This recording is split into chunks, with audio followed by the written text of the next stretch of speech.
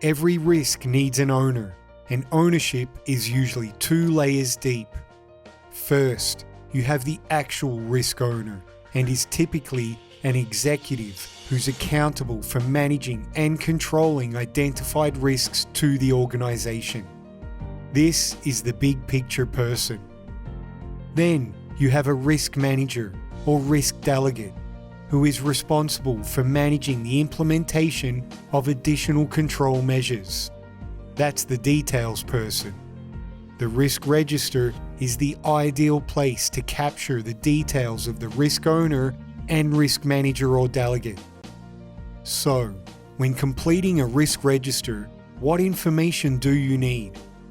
A title and description with sufficient detail to understand what the risk is. Details of the additional control measures you are going to apply to the risk. An assigned risk owner and manager or delegate who will be responsible for implementing the additional control measure. A deadline for implementing the additional control measure. Deadlines should be set in accordance with the priority of the risk and time it will take to implement the control measure.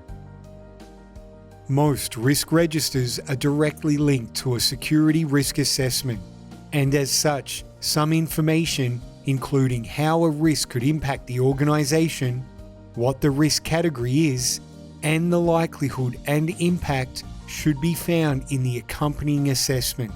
If not, then they should be included in the register.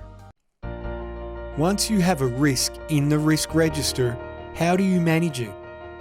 Once the register has been established, set review dates in accordance with the context. For example, quarterly in high-risk environments or annually in normal environments.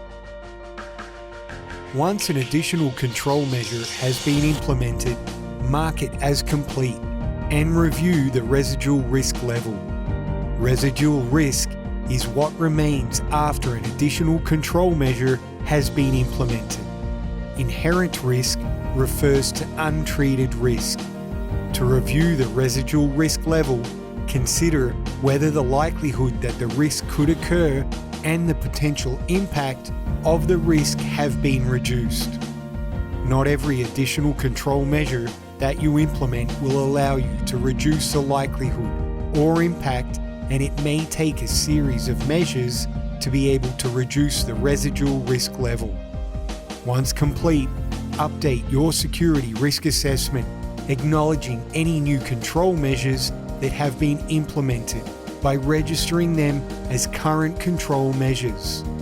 Make any necessary changes to the risk level. If your residual risk level has been lowered, this becomes your new risk level.